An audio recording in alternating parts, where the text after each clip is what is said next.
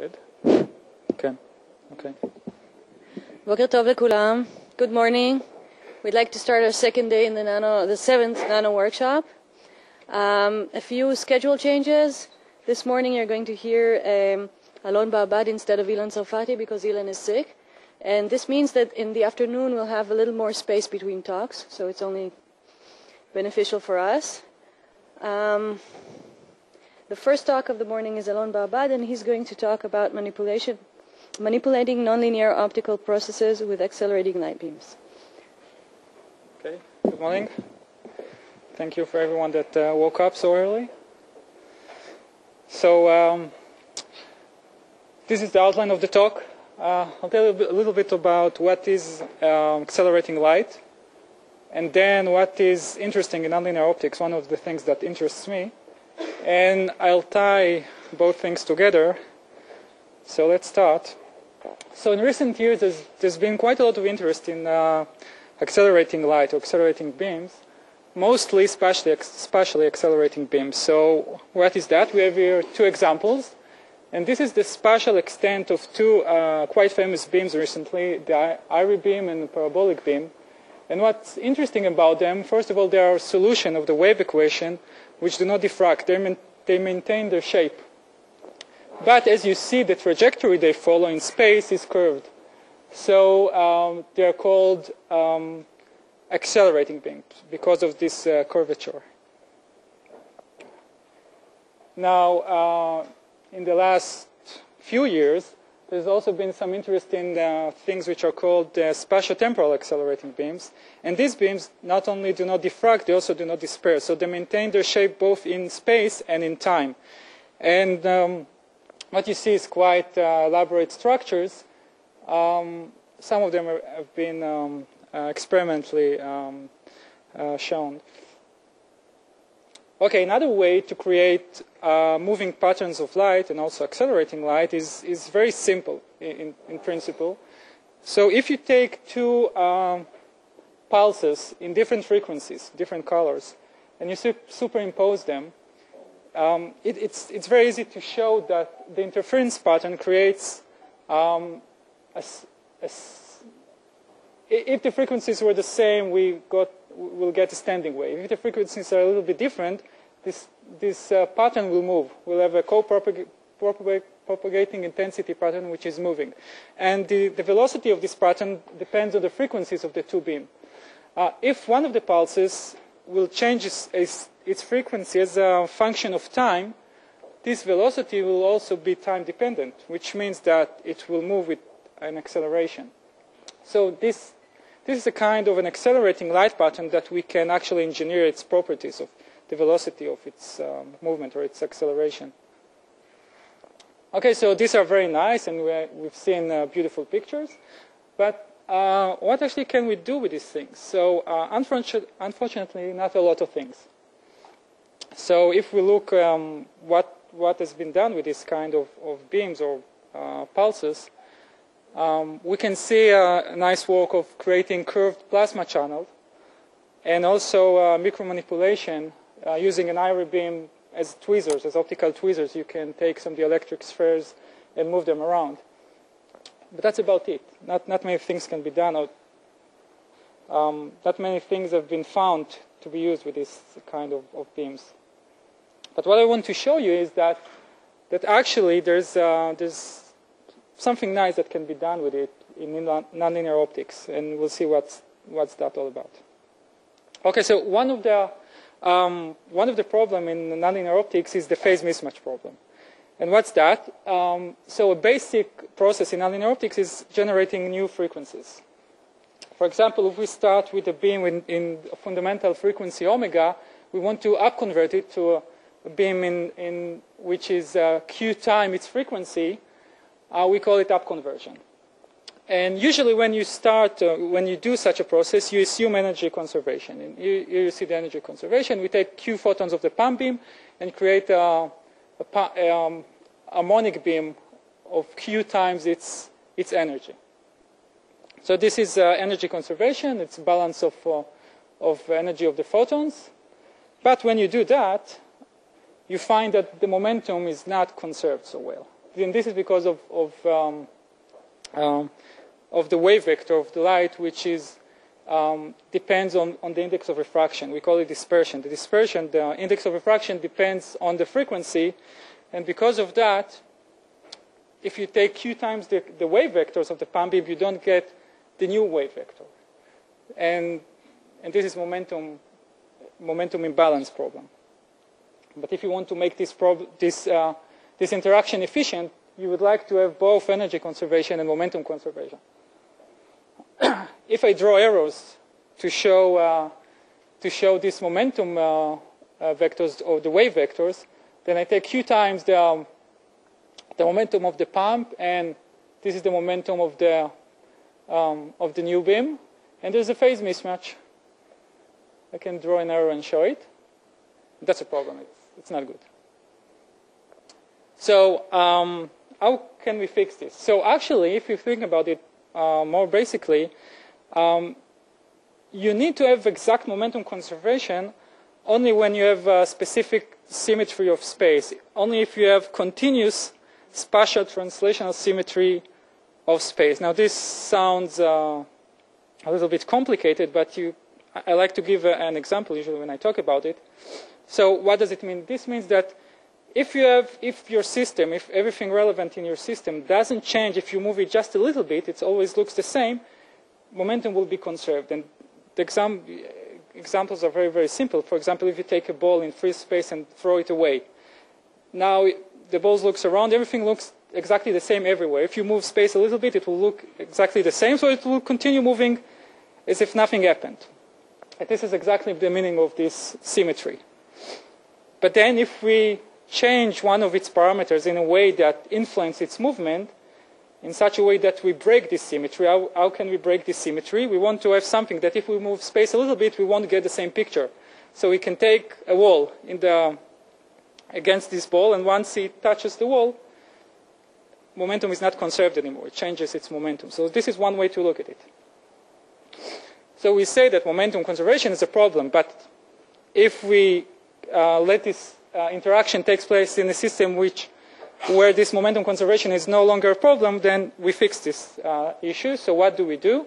We can break the symmetry of this symmetry to a discrete symmetry in such a way that momentum can be conserved up to some discrete values. And this discrete value depends on the geometry. Usually you take periodic structure of this nonlinear medium, and then you can use a wave vector of the structure as momentum. And again, you can get momentum conservation in this way. So this is called quasi-phase matching. Another way to look at it is the wave view. And in the wave view, what you're saying is that the laser beam that goes into the medium leaves behind dipole oscillating in the new frequency. Because of the dispersion, the wave velocities of the pump and the new frequencies will not be the same. And as a consequence, if we have a dipole oscillating here in the new frequency, the dipole that is being left behind after the pump, after some distance, will not be in phase. And so they'll cancel each other. But if we are making some modulation of the medium, we need to modulate a specific parameter that influences the interaction. We can put it back in phase, and the interaction will be efficient. If we look at the evolution of the interaction, then instead of build up and build down, and on average we don't have almost nothing of the harmonic field as a function of propagation, when we are fixing it, we have again a build-up of the new frequency. Okay, so this has been known for many, many years.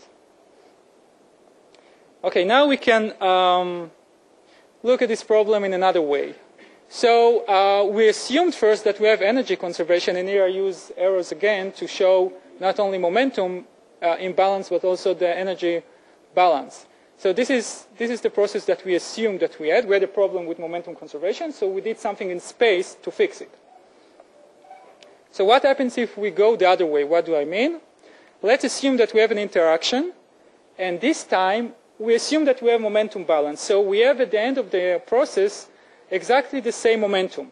So instead of up-converting to some frequency which is q time the frequency that we started with, we have another frequency, but such a frequency that momentum is not a problem. But then we still have dispersion in the material.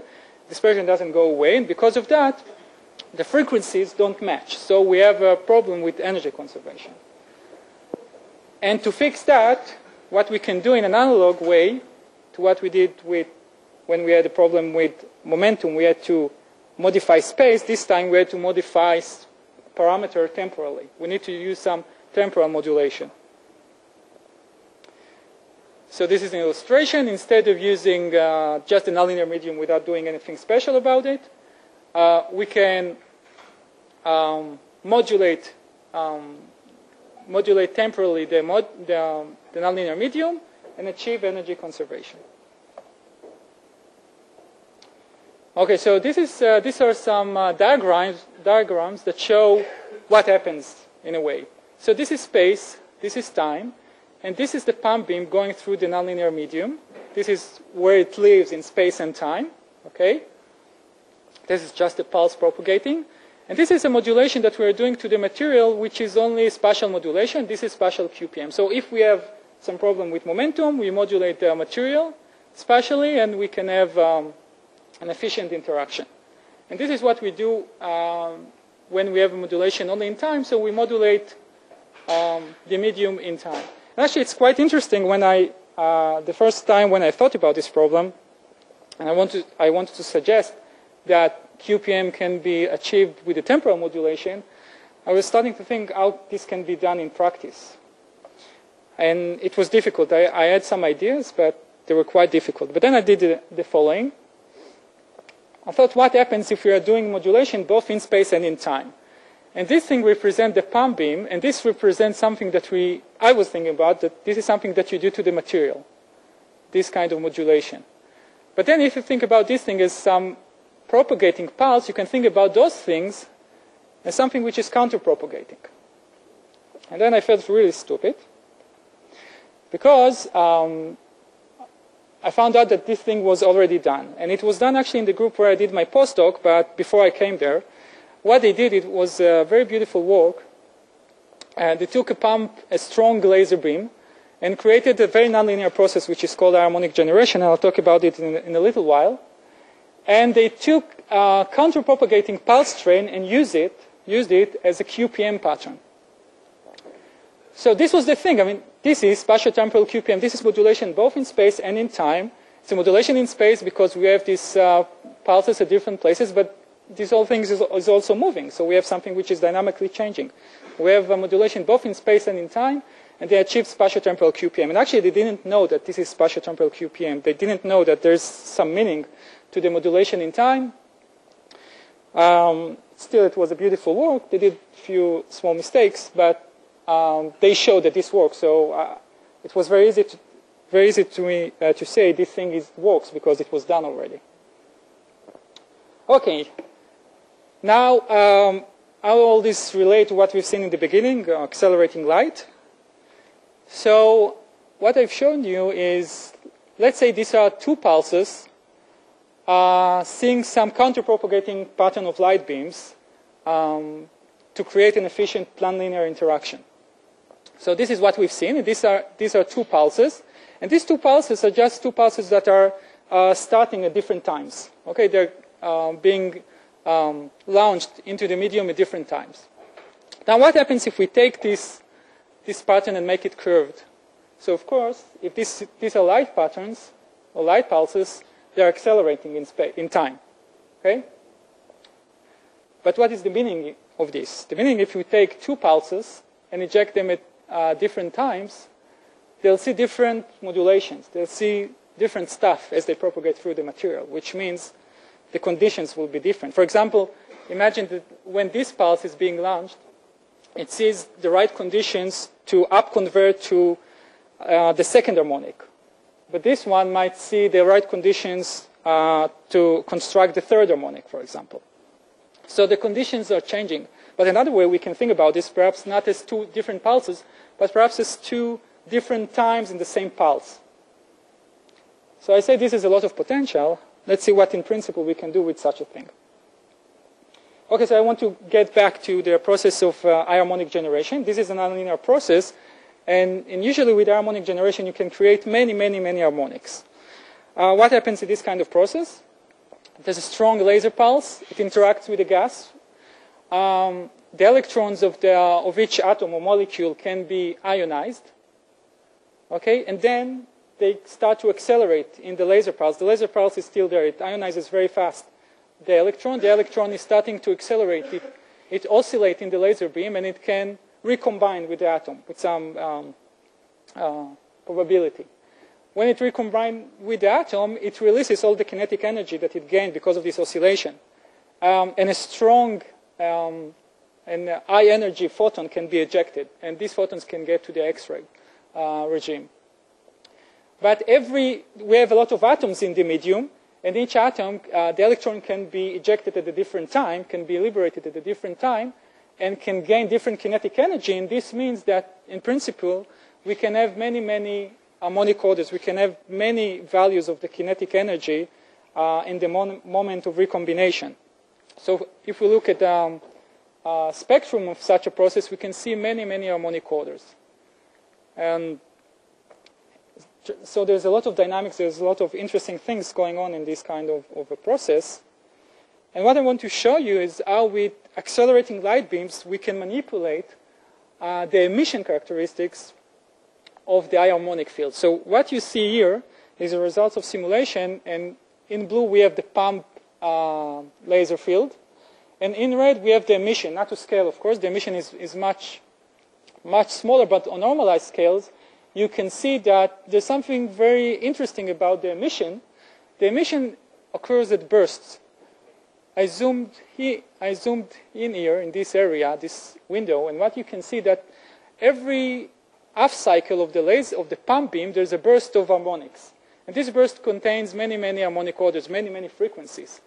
And what I did here, I chose some small windows in this place, 1, 2, 3.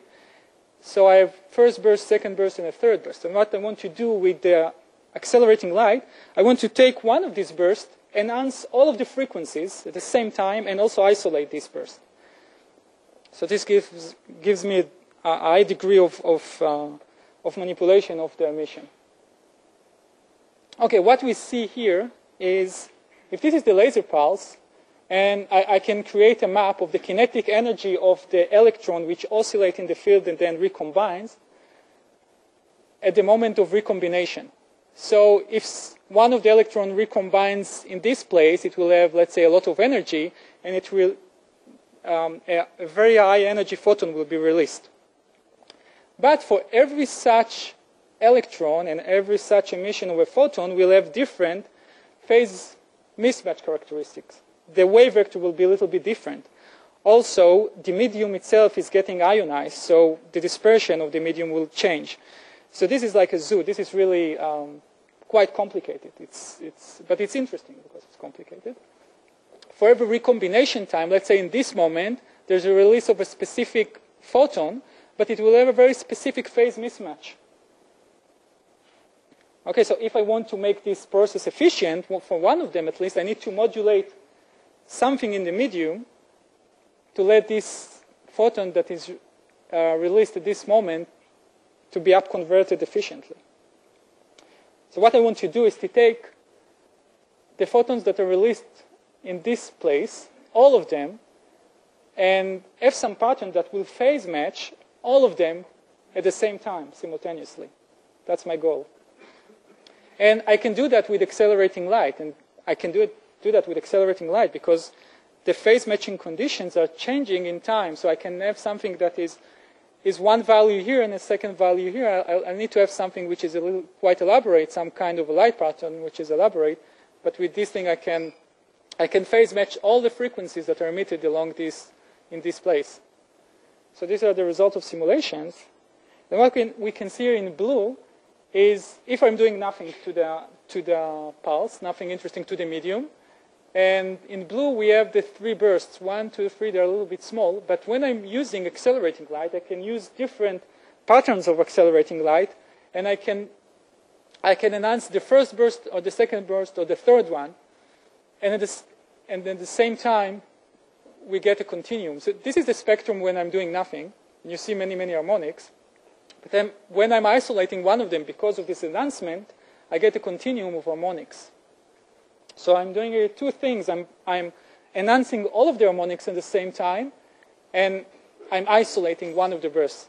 And just to let you know, this is something which is, nobody knows how to do it today, actually. Nobody knows how to both enhance many, many harmonics and also to isolate them at the same time, and do it continuously for each one of the harmonics. This is the dynamic of the process.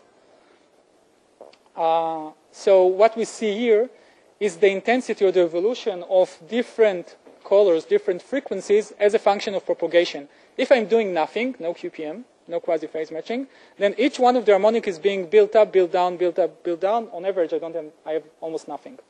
But when I'm using the accelerating pattern of light, and this is normalized, so the scales are not the same, but what we can see that each one of the harmonics that is being emitted is being continuously being built up all the time.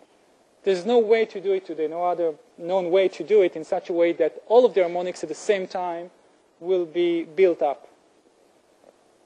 Okay, so this is one very interesting thing that can be done with accelerating light. Just a few words about another thing that we can use accelerating light with is, let's go again to this representation of, we have, let's say, two different moments in the pulse frame that are propagating, and we'll see different conditions. So let's say we have some kind of an elaborate pulse in the temporal domain. We have some structure to the pulse. But if we can upconvert emission from a specific moment to a specific frequency and upconvert another moment in the emission to another frequency, what we have a mapping of the temporal shape of the pulse to a spectral shape. So this is, if we look at the spectrum of the upconverted light, we'll see one-to-one mapping of the shape of the pulse in time in the spectrum.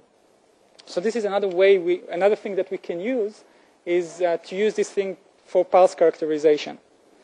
Okay, that's it. I think I've been fast. So these are the conclusions. Any questions?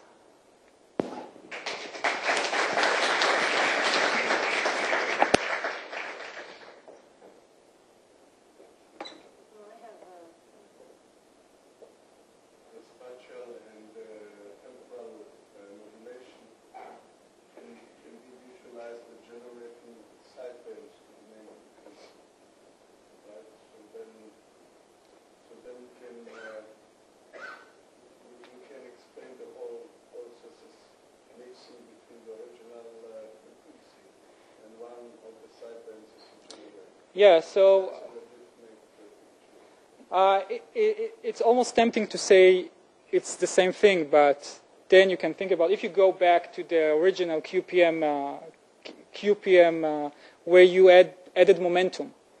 If you would say I'm adding the momentum through another use of light pattern or something like that, then it will be the same. But in this case, you can think about it. You either add another light source, and then it's the same, it's wave mixing. It's just a wave mixing of higher order. Or you are acting on the susceptibility itself. You're acting on the material. So it really depends what is the mechanism.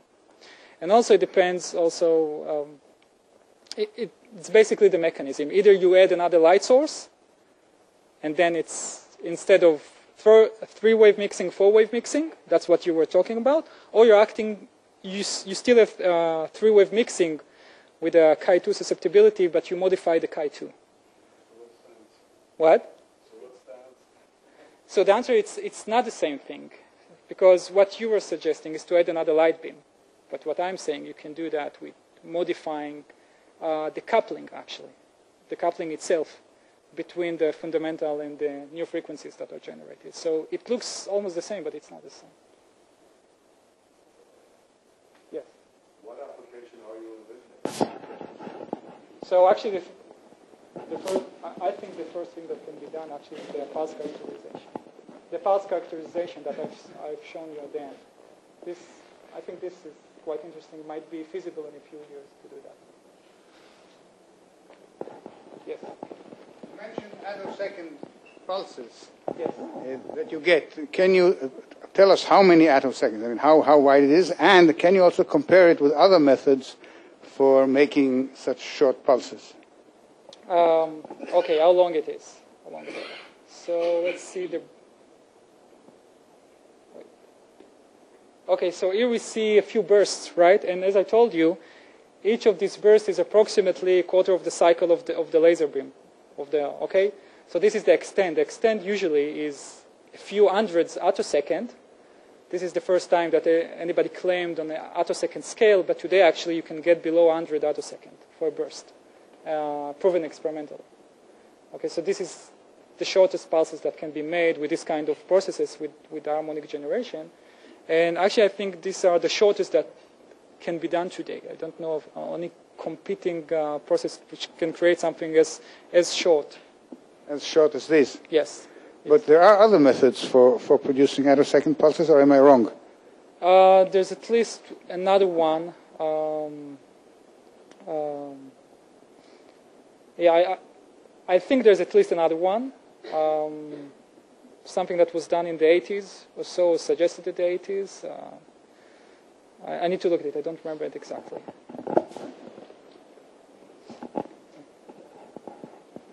Just to clarify. Yes. What you are showing us is this the experiment or is it the simulation? All of this is simulations, because one of the main problems is to construct the light patterns. It's quite complicated. So this is a vision of what you can do with accelerating light. Actually, the last slide is something I believe can be done in a few years, perhaps. It's not as complicated. But this thing of manipulating the attosecond and attosecond scale, the emission properties, something that can, I don't know when it will be possible. Then when you say that this is state-of-the-art shortest pulse, I thought that in theory you can imagine anything. I mean, no, the shortest pulses that I told you about, like 80 attosecond, this is something that we know how to do it today. Experimentally? Experimentally, yes. Okay. Yes. But what I showed you, to use accelerating light to achieve this and also enhance these pulses at the same time, this is a vision.